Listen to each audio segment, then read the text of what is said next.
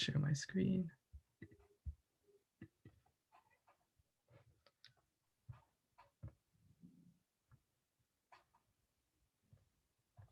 Okay, perfect. So today we're going to be talking about asymptotics, which is a really, really fun topic in 621B. And to prepare you guys, I wrote up some problems over the weekend, and we have 3 questions on this worksheet, and they should be on like the tougher side.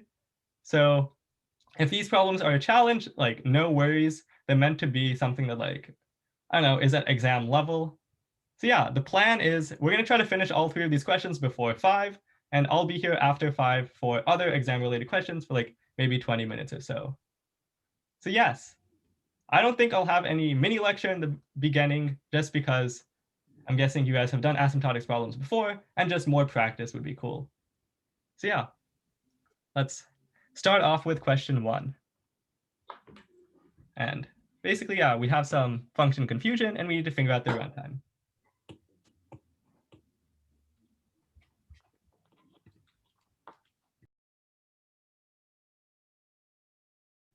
Okay, so seems like a good amount of people got it done. I'll give you guys like a quick explanation on the solution. Okay, so this question is kind of confusing when it's even asking to begin with. So I'd say like the first few minutes, just kind of look at the code, pull up an example, and try to figure out what the code is even doing. That's like my first line of action. So we're taking in some Boolean array. So let's just draw out a Boolean array. Okay. And let's just say it goes like true, false, false, true, false. Okay, some random Boolean array. So what's happening here is we have some variable first, which is equal to the first value in the array, right? So we'll say first will be true. Okay, so the next thing that we're doing is we have some next pointer, right? Which will keep moving to the right until we hit an element that differs from first, right? So I'll reiterate what it's doing. We can see here that we keep moving next to the right until this condition becomes false, then we exit the for loop, right? So let's just say that this is true for the sake of example. What would happen here is we'll have next starting at 1, then we'll see like, is next equal to first, right? It is, so we move next down here, okay? So all we're doing is we really just move next to the value of the first thing that differs from first, right? Okay, so that's what happens in this for loop, right? We move next down until it gets to the first thing that differs. And what we can say is that everything to the left of next is going to be the opposite of next, right? All of these elements must be the opposite of next, right? Since they're equal to first, and next and first are opposites. Okay, so now what we're going to do is, in this for loop, we're going to iterate through all of the elements before next, and we're going to flip them, right? So what this for loop is doing, it's flipping everyone before next. Okay, so in this case, what would happen is we would flip these to false, right? So like the intuition here is when we do this recursive call, next is going to move farther down the second time around than the first time around, because now all of these are the same, right? So you kind of see that by flipping the ones before next current value, we're setting all of these elements up till next to be the same Boolean value, right? Okay. So as we keep recursing on this function, all we're going to be doing is we're going to be extending all of these values as the same, okay? So the next time we call this function, what will happen is next, we'll start off here, then we'll keep moving next to the right until it's different, then we'll flip all of these to true, right? And then we'll recurse. So you guys can see by continuing this strategy, right, we're expending a certain amount of effort. So there's a couple possibilities. Let's look at possible input arrays that we're given. Let's say that all of them are the same value, right? We have a bunch of trues or we have a bunch of falses. What'll happen in this case is we'll iterate through this for loop, right? Until we get to the end, upon which we notice that next is equal to r.length minus 1, and we immediately return. So in the case that all the elements are the same, we notice that we only use up n time, because we're iterating through an array of length n. Okay, so we can kind of say that that is the best case because we have to do at least n work in this function. If we're iterating through an array, n work is like the minimum, so we can safely conclude that the best case is n. So let's think about the worst case. Intuitively, the worst case that comes to me is that we have a ton of recursive calls, right? And like a possible worst case input that would create such a situation is if we have Boolean values that are oscillating in the array, right? We have like true, false, like this, right? What'll happen in this case is, right, we have our next pointer, right? It'll hit false, and then it'll have to flip all of these numbers before it, right? The next time we recurse, we'll hit here, then we flip all of these ones, right? You see, like this is taking a ton of time for me to finish this function, okay? So more precisely, how much time is it taking? Well, the first time we call a function, we will be doing 1 work. The next time we'll be doing 2 work, right? Because next gets a little farther down in the array, right? Next keeps making it 1 and more, like 1 farther than the last time around, and we see we get this sum of the total amount of work that we're doing, right? The first time we do 1 work, the next time we're doing 2, 3, so on until next finally makes it down to the n, he's a hero, and then that time he does n work. So you can kind of see in the worst case we do n squared work, in the possibility that they're alternating. Okay, we have some stuff in the chat. Okay, perfect. So any questions on question 1? Nice. So yeah, you guys can voice them. Not n factorial. So the reason it's not n factorial is because we're not multiplying all of these terms together, we're simply just summing them, right? The first time we call confusion, we do 1 work, right? Because we move next 1 down. Then the next time we do 2 work and then 3 work and so on. Yeah. And you guys might think like, hey, Soham, like, aren't we like doing 2 for loops here? So should we double the work? But then it just becomes like 2n squared, right? Same thing asymptotically. So the fact that we're like iterating through 2 for loops doesn't really add anything asymptotically. Okay. So in the worst case, how much work is the first for loop doing? So these for loops are actually doing the same amount of work, right? Because next moves to this point, and then the second for loop goes all the way to where next was. So in essence, like they're doing the same amount of work, and the amount of work for the first function call will be 1, then 2, then 3. Okay, why not O of n for worst case 2? So for the worst case, the first time we're doing 1 work, then the next time it's 2, and then 3, and then 4, and then 5, and so on. Okay. Yeah, can you repeat why the 2 for loops don't matter? So in these 2 for loops, like they're basically doing the same amount of work. Does that kind of make sense, Tiffany? Like both of them are doing the same amount of work. So like, let's just say we ignore one of them completely. We say it doesn't exist, right? Now that it exists, all that's doing is our total runtime gets multiplied by 2, which is a constant, and we can ignore it asymptotically. So the 2 for loops doesn't really matter since they're doing the same amount of work.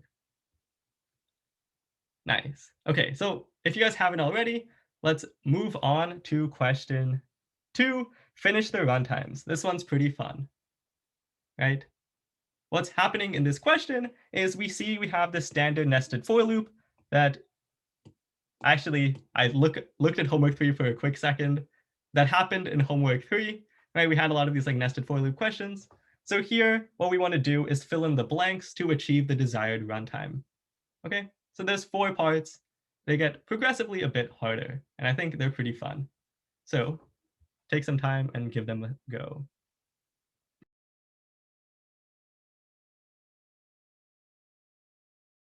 Okay, so I'll walk over question 2. It seems like a good amount of people have finished.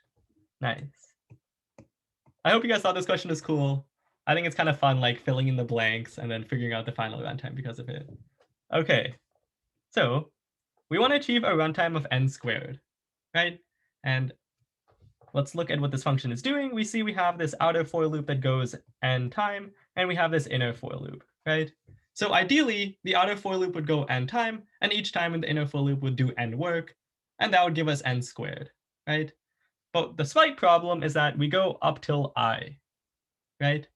So we can't do exactly n work each iteration, but that's totally okay, because what we can do is we could say j is equal to j plus 1, and now what happens is we get the following sum, right? Sorry about that. We get the sum the first time when actually, let's make this a little table. Okay, so in this table, I'm going to say the value of I, and the amount of work we're doing in the inner for loop for that value of I, right? So when I is equal to 1, we do like around 1 work in the inner for loop, right? I is equal to 2, we do 2 work, 3 work, and we can kind of see that the total amount of work we're doing is simply this sum right here, right?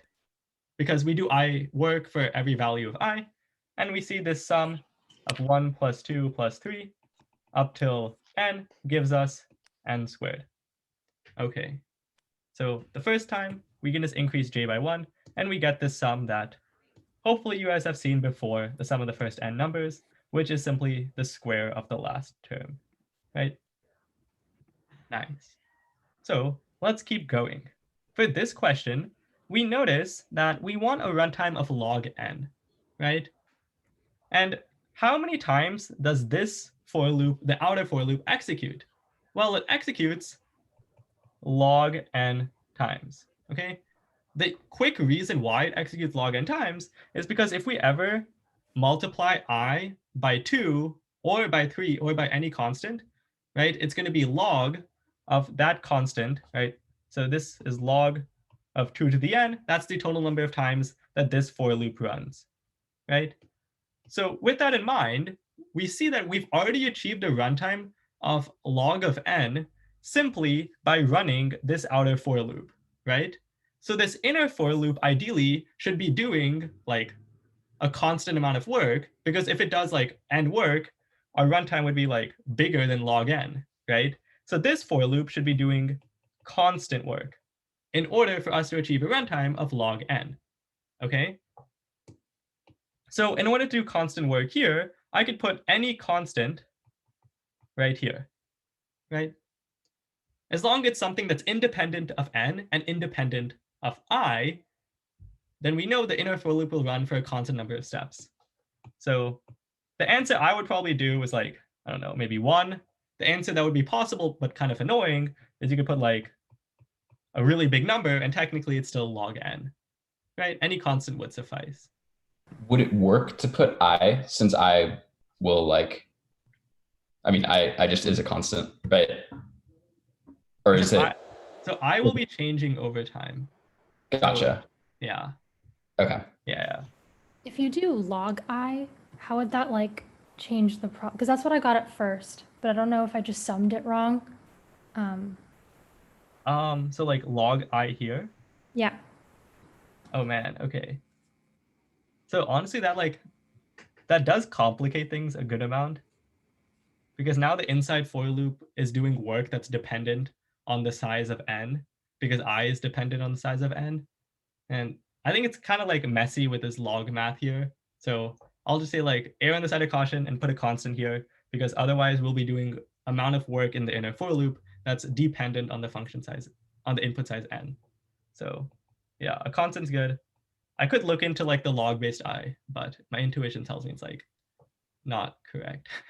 How does the incrementing work, like j times 2? Does that affect the constant time? So good question.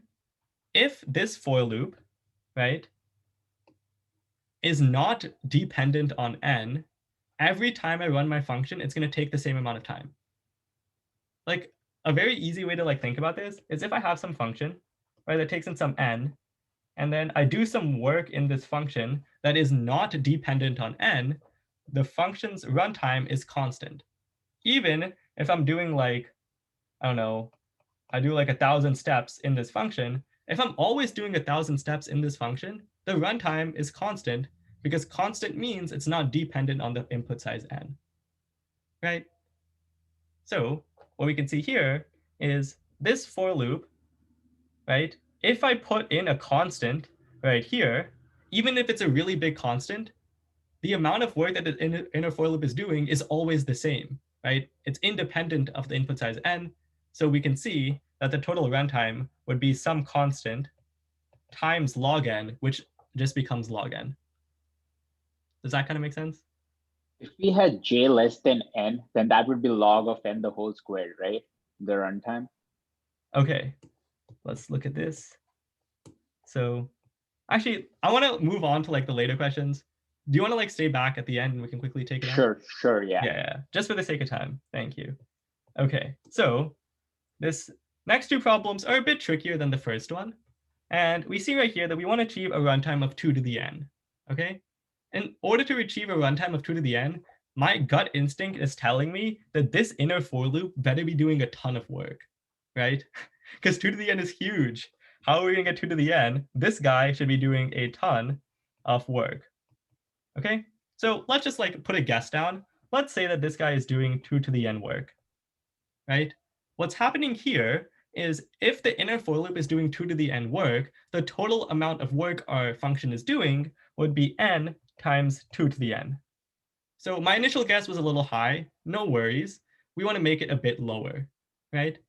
So what we want to do is we need to go a little bit lower than our initial guess. And my idea is let's make it 2 to the I, okay? So what's going to happen here is we will get this sum of 2 to the 0 plus 2 to the 1 plus 2 to the 2, right? Plus 2 to the n minus 1, right? That's the total amount of work our function is doing if this is 2 to the I here. Okay, and also note in Java, we can't like have like an exponent button. So it'd be like math.pow of 2 comma I. But asymptotically, I think it looks nicer to just do 2 to the I. But yeah, note that this is actually like pow of 2 to the I. But like, so anyways, we see that this is the total amount of work our function is doing if we set this number to 2 to the I. And what we should notice is that this is a dominating sum, and the last term in this sum is right here, okay? So you guys might say, hey, Soham, we wanted 2 to the n, you're giving me 2 to the n minus 1, you should be doing I plus 1. And they're like, yeah, we could do I plus 1, but notice that 2 to the n minus 1 times 2 is equal to 2 to the n. So it's just like a constant away from 2 to the n, so 2 to the I would work. Okay. Yeah. Anyone have any questions on that part? So the inner loop is doing that sum work that you just wrote, but the outer loop is doing that n times, right? Yeah, so let's say that like, how much work is this inner for loop doing? It's doing 2 to the I work, right? Because that's the number of steps that gets run. So. Oh, I got it, okay. Yeah, nice. Okay, any other questions? Sorry, you were saying the outer loop? So can you repeat what you just said, please? Yeah. So how much work is this inner for loop doing? This inner for loop, for any value of I, it's going to be doing 2 to the I work, right? Because all we do is we just keep stepping j until j is equal to 2 to the I. How many steps is that? It's 2 to the I steps. So we can say the inner for loop is always doing 2 to the I steps, right? And I starts off as 0, then I becomes 1, then 2, all the way to n minus 1, right? So we can kind of see that this is the sum we're getting, which is a dominating sum. 2 to the n minus 1 is the dominating term, and we get that. Yeah, we get the runtime 2 to the n, but the answer is 2 to the I here. Oh, so we can ignore we can't just ignore the outer for loop. So yeah, we're not ignoring the outer for loop. The outer for loop is like giving us this sum, right? Outer for loop enables us to have like a sum to begin with. Oh, okay, thank you. Yeah. Is it fair to look at it like, since the iterations are the same, it's both I plus 1 and j plus 1, just look at it, the problem, like looking to desire 2 to the n divided by n, and since that's 2 to the n minus 1, we just look to get a sum equal to that. Would that be a solid approach? Okay, I think that could work. I liked thinking about it more of like along the lines how I presented it, but I think, yeah, that could work. I think like my only inclination to go away from that approach is that it's hard to say that like dividing gives us the runtime we need, because that's assuming we're always doing the same amount of work in the inside for loop. You know? So like anytime like we divide by a number, it's like a bit iffy. Yeah. But it'll work if we're using the same, if they're both of them have the same iteration, like both here is I plus 1 and j plus 1, right? Okay. Yeah, I think your logic holds. So yeah, if that works for you, like go for it. I think it sounds good. Okay, thank you. Yeah. Okay. So I realize, yeah, this chat is exploding. I'm sorry. Okay. Hopefully we have some people answering questions in the chat. I trust you guys. Okay. So let's quickly go over the last part. This one is, I think, the trickiest one. So let's see how we can do this. So we want n cubed runtime here. Okay. And what we should notice is that we have this for loop right here that goes up till n squared. Okay? So if we have this for loop here that goes up to n squared, the maximum amount of work we can really do in this for loop is n squared work, if we're incrementing j by 1 each time. Okay? So that's like one observation I made, because only way we really learned about incrementing j in this class is either j plus 1 or like j times a constant, right? It's either j plus a constant or j times a constant. I don't really know any other immediate ways that we could change j over time. So if we decide to add 1 to j each time, this makes the inner for loop take n squared work, right?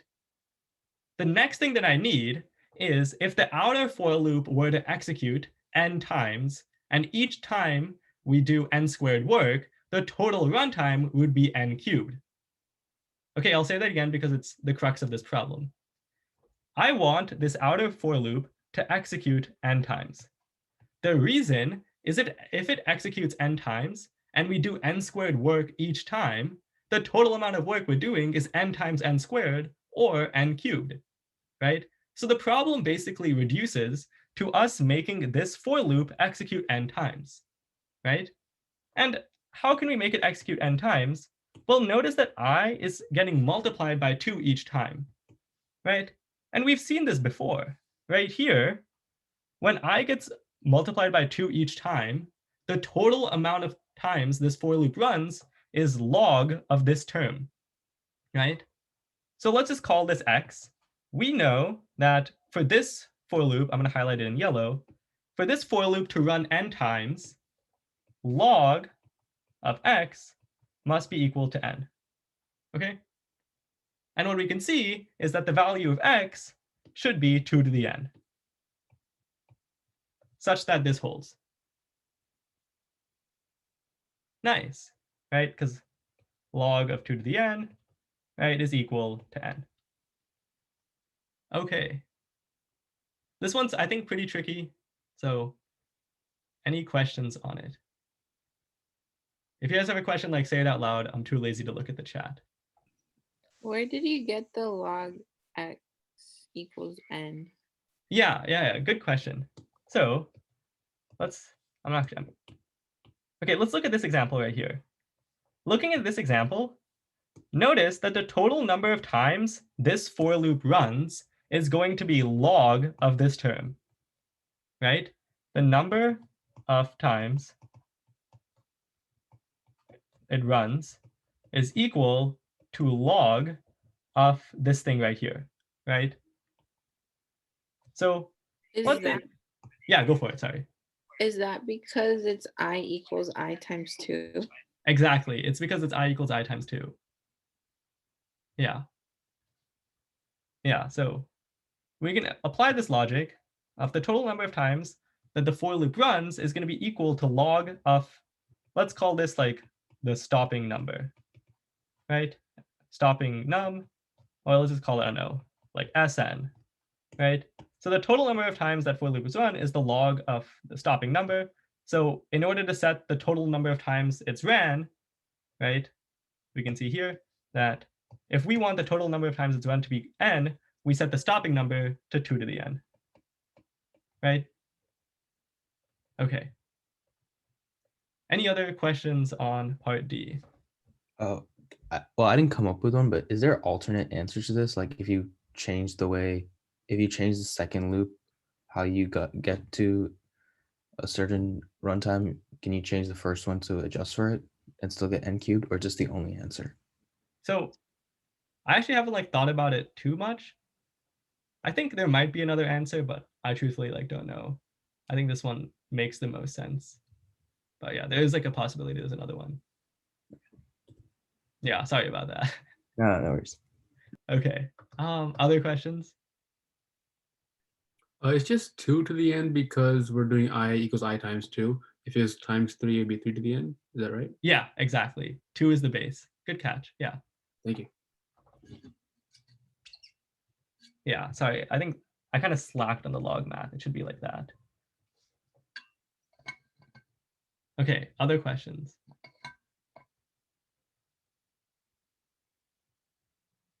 Nice. So if there's no more questions, let's move on to question 3. Okay, this one's, I think, a good question. I mean, I'm obviously biased, but it takes in consideration the equals function that takes in hash code, and it kind of combines hashing and asymptotics together. So it's a good culmination of data structure asymptotics. Nice. Okay.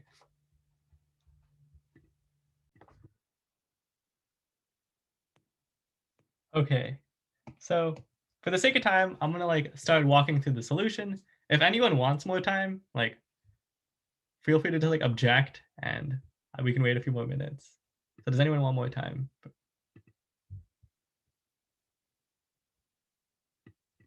Okay, perfect. Let's get started then. So let's give a quick run through what's happening in this question to begin with. So what we're doing to this linked list class is we're adding an equals function and we're adding a hash code function, right? So what's important to note is that this equals function will take n time if the lists are the same length and the lists are equal, right? If lists are same length and equal, right? Because what'll happen is we'll skip this if check, we will iterate from I equals 0 to the size. This if condition will never be true, and finally we'll return true at the end, okay? So if the lists are indeed equal, this function will take n time, right? And what we know about the hash code is this will always take constant time because the sum is a cached instance variable. You guys can think about the sum variable similar to the size in ArrayDeck, right? The size in linked list deck, it's something that's cached and we can just return it immediately, right? Okay, so in this function, what's really happening? Let's see, okay? Let's say we have some list. Okay, and what's happening here is the first thing we do is we remove the last element, right? So let's say it's 7, we remove it, and then let's just set last to 7 here, okay? The next thing that we do is we change the value of the element at index 0 to some function call, right here. So we don't actually know what f does, which is perfectly fine, right? We should assume it could do something really bad for the worst case behavior. It could do something really good for the best case behavior, okay? So with this in mind, what we're doing is we basically continue to remove the last element, modify the element at index 0, and reinsert this list into our hash set, or in our hash set. Okay, so let's say that we have some hash set. Right, this is how a hash set looks. It has an internal array, right? And let's just say, I don't know, it has 4 buckets, just to make life easier for myself. So let's say the first time we add it in the hash set, it decides to go here, okay? So what we did is we decided to add this list to our hash set, and it ended up here, okay? Then what's going to happen is we will call our function recursively, okay? The second time we call our function, what will happen is we will remove this last element, right? And let's just say like last is now, I don't know, 6, doesn't matter. Then what we're going to do is we will change the element at index 0, and then we will re-add this list, right? We'll re-add this list back to our hash set. So now this is when things get exciting. So if we were to re-add, let's call this list. If we're adding list back into the hash set, there's two possibilities. Possibility 1 is that list goes to the same bucket where it was previously put, right? Possibility 1 is we say go to index 3, right? List is saying like, where do I go in the hash set? We put the list in index 3. Okay, that's possibility 1. Possibility 2, it doesn't go in index 3, it goes in some other place. Okay, so to reiterate, we have two possibilities. Okay, there's either going to be a collision or no collision. Right? A collision is when two things map to the same bucket in a hash set. So let's look at both possibilities and see if any one takes more time than the other, right? If one takes more time than the other, we can kind of say that if this keeps happening every single time, we get our worst case behavior, right? So let's see what happens when a collision occurs. Okay, so if I'm trying to put my list in index 3, what I do is I follow the steps for how a hash set puts an element in the hash set, right? What we do is we go to that bucket and we ask ourselves, does this item that we're adding already exist in the hash set? So in order to know if something already exists, we have to invoke the equals function. So what we do is we call list.equals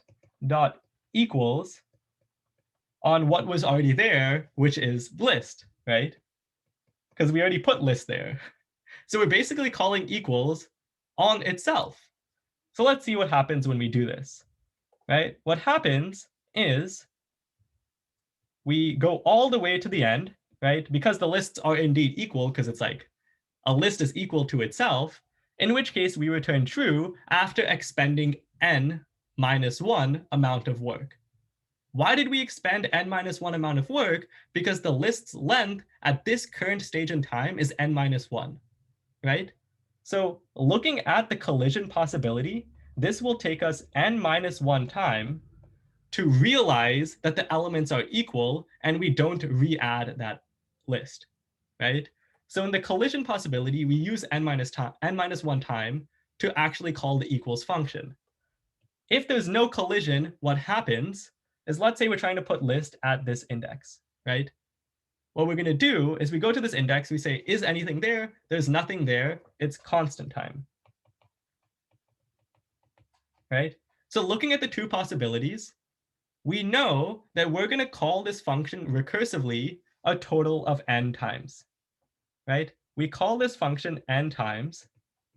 Each time we call this function, we can either do a constant amount of work or we can do a linear amount of work, right? So if we always did a constant amount of work and we call this function n times, we see our final runtime is going to be n, okay? So in best case, it's going to be n time. And how this occurs is we know the underlying array in the hash set is of length n. So it's possible that the hash code of the list changes such that each time it's put in a new bucket it wasn't put in before. And then after we execute these n function calls, our hash set has the list in every single spot, right? All of these spots have the list, right? That's a possibility because we can keep changing the hash code of the list and then it keeps going to new places each time. So this is the best case possibility because we never have to invoke the equals function because the equals function takes us a good amount of time. The worst case possibility is if the hash code of the list never changes and it keeps going to the same bucket on each recursive call. Okay, let's explore that possibility a little bit. So in this example, we decided to put list at bucket 3. If we do subsequent recursive calls and we keep trying to put that list at index 3, what's going to happen is we keep invoking the equals function. The equals function the first time will be taking n-1 work.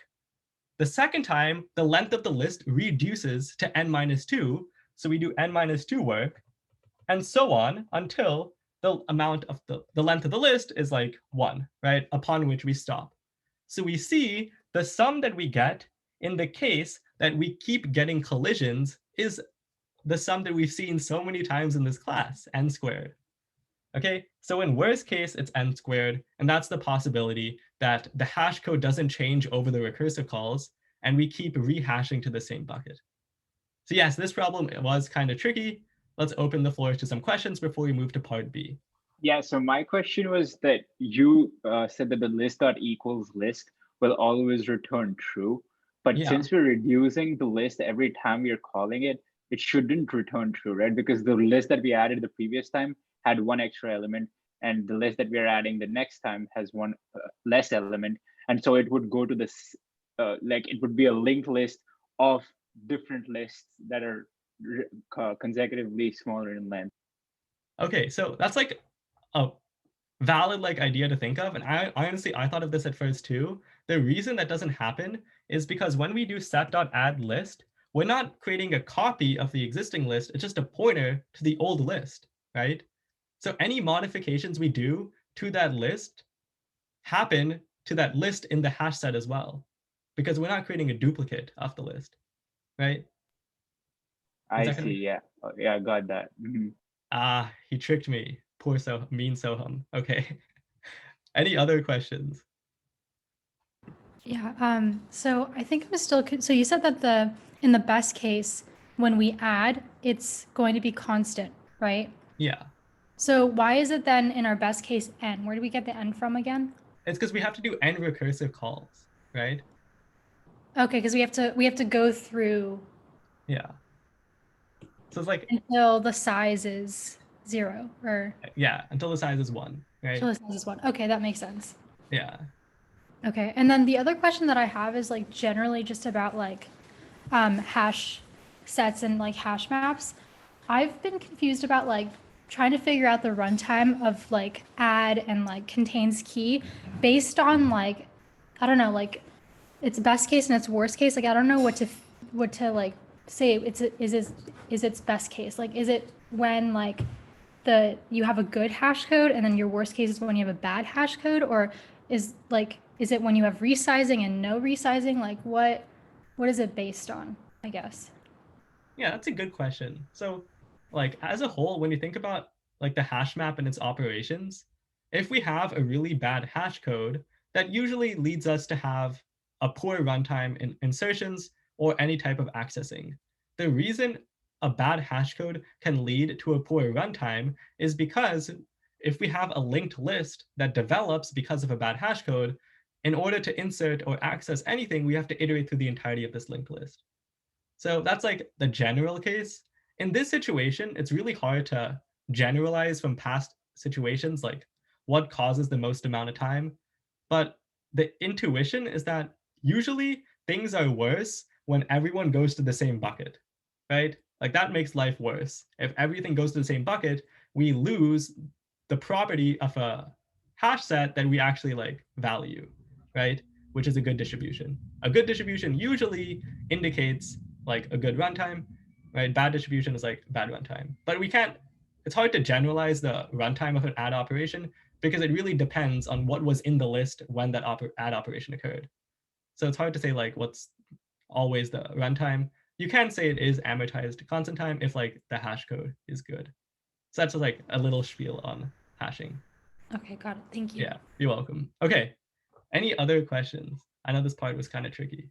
I have a question. So for the equals thing, so where you got like the n squared thing from was like everything is in the same bucket, and you do like 1 equals check and like 2 and then 3 and like till n, and that's how you got n squared, right? But like, doesn't that assume like the equals thing still takes constant time, because like you just check like the first case where like the size isn't equal and you just return false?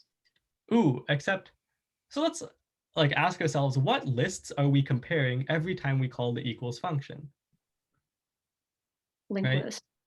We're just comparing the same list to itself. Okay. So if we're comparing someone to itself, the sizes have to be the same because we're invoking the same size function, right? Uh-huh. Every time we call this equals function, we know that O is equal to this, right? So because of that, what's going to happen is every time we call the equals function, we won't have the luxury of like exiting early. We're going to have to do the maximum amount of work each time, just by the nature of this function.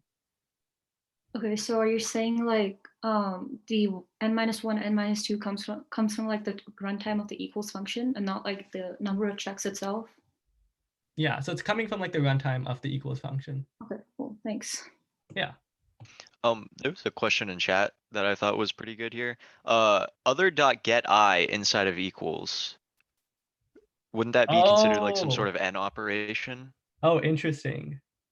And so if you're running it n times. No, that is correct. Okay. So yeah, I should have used an iterator. So that is correct. Okay. Okay, yes, that is my bad. It's a small, I'd say, let's assume that we had like 2 iterators and we're going through the lists. I wanted this operation to take n time, but now it'll take around n squared time, which does change the runtime. So the runtime would now be along the lines of like n cubed. But let's just like, yeah, that's my bad. The get operation does take a lot of time. So yeah, let's just say that we use an iterator here. Iterators over sets. But yeah, if we like took in consideration like the get runtime, I completely missed that. That's my bad. Yeah, with the get runtime, it would come out to like n cubed. But I think it's like a little too complicated of a sum to deal with. So let's just assume that we had iterators over the respective lists. Yeah, since an iterator takes n time. Yeah, or we can just assume we're using an array list. Okay, that's my bad. That's a good catch. Nice, good catch, whoever caught that. What would be the runtime of remove last? So remove last is actually constant time because it's a linked list. If you recall from project 2a, when we have like remove last in the linked list, all we have to do is change the pointers, which is like a constant time operation. Yeah. Good question. Good catch on the get I. That's a very good catch. Okay. But yeah, overall, like the intuition doesn't change. Can you explain line 6 and hash contents again, or just what it does? Yeah, so what this is doing, it's changing the value of the element at index 0 to the new value that was passed in. Okay? So that's what the set operation does. Set takes in an index and it takes in a new value, and it's setting the value at that index to the new value that was passed in. Oh, and set is part of the linked list. Like it's a linked list operation. Yeah. Okay. Yeah. Okay. Any other questions on this part?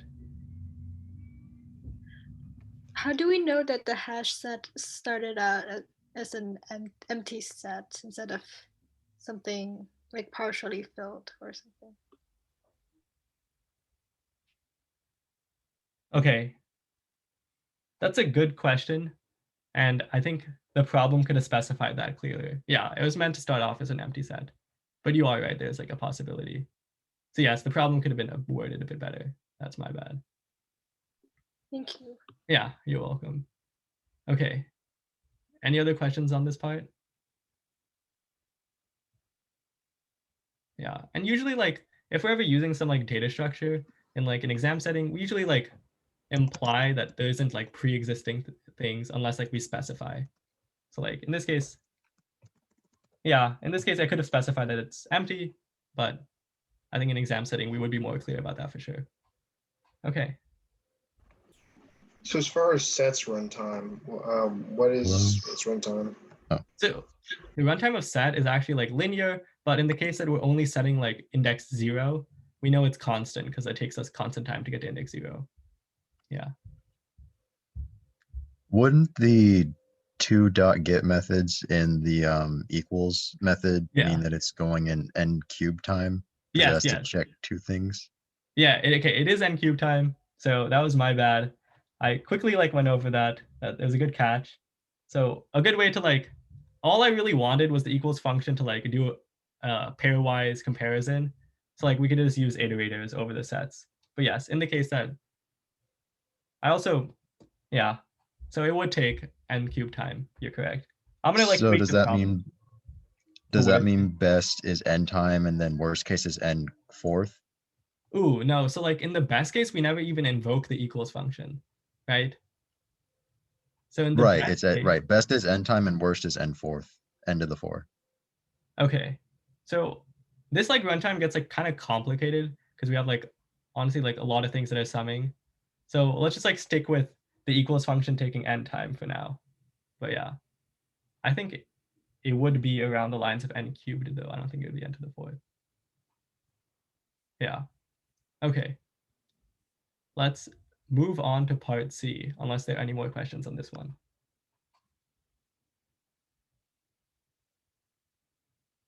Nice.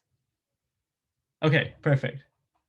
So, continuing from the previous part, how can we define the function f to ensure the worst case behavior, and how can we define f to ensure the best case behavior?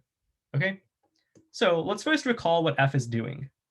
F is this function right here, which tells us how we're changing the value at index 0. Okay, so if we're changing the value at index 0, why is that even significant to begin with? Well, recall that the hash code of a linked list in this problem is simply the sum of the elements in that linked list, right?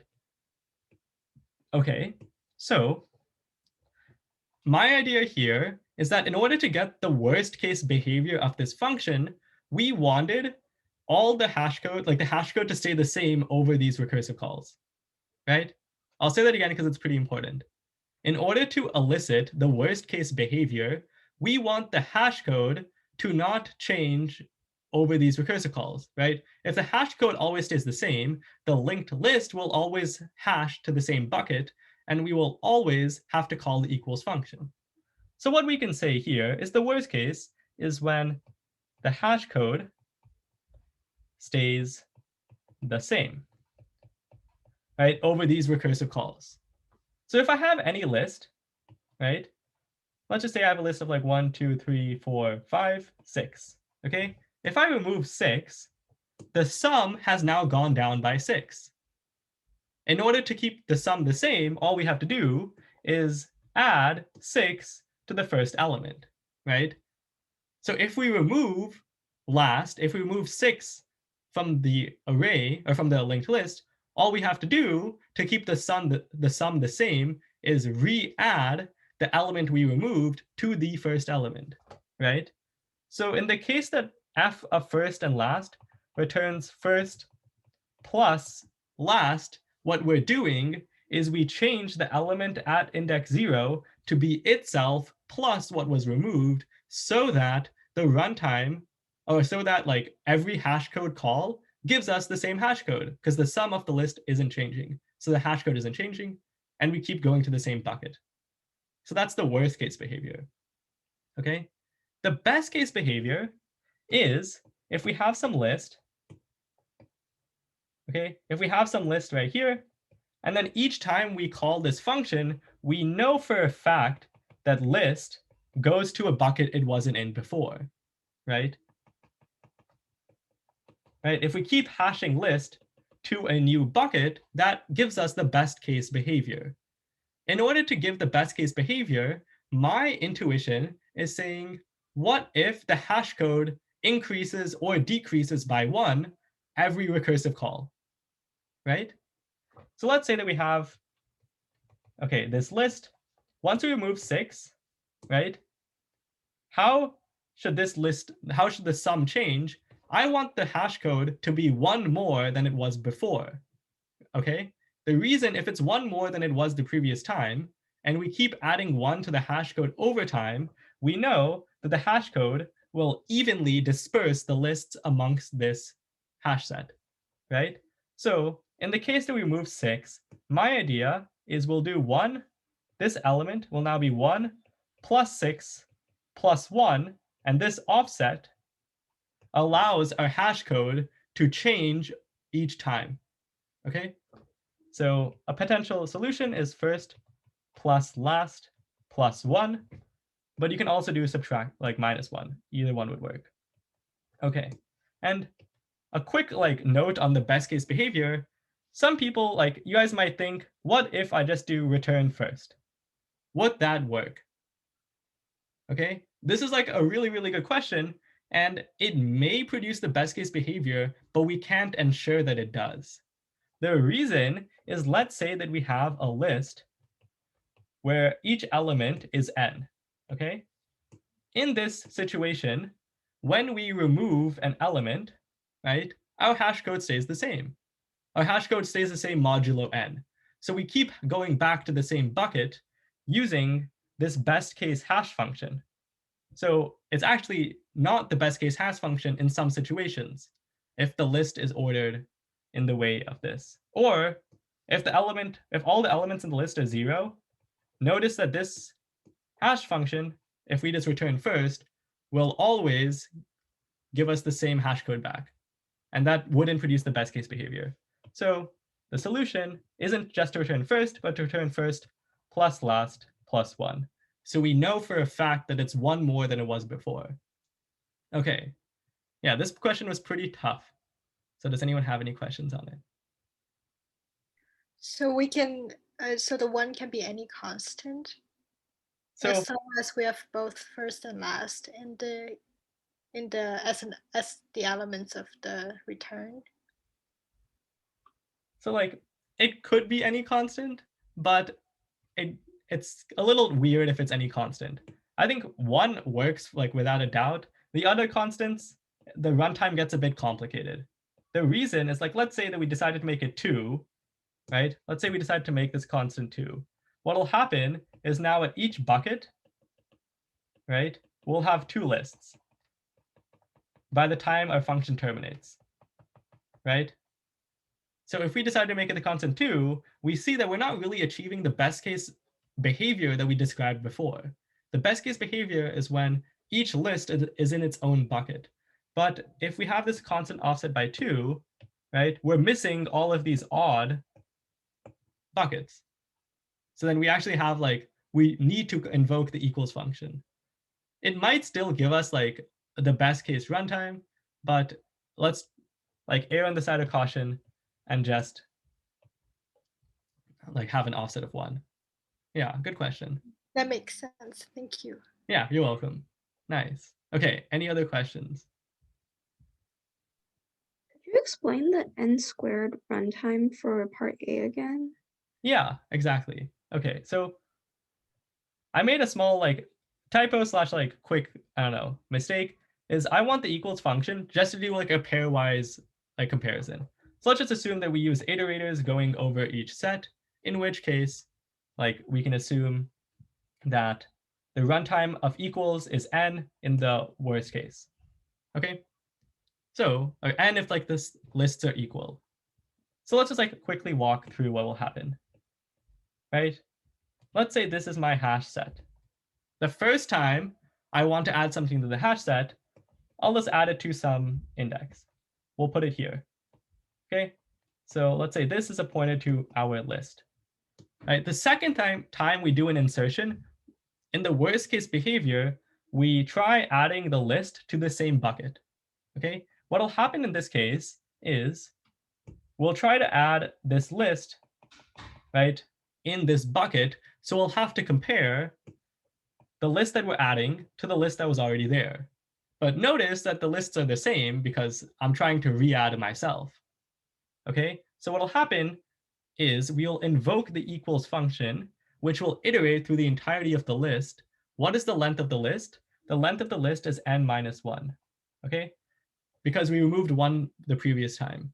So in this insertion process, the equals function takes n minus 1 time, right? Each recursive call, we can see the equals function gets called in the worst case behavior that the list rehashes to the same place.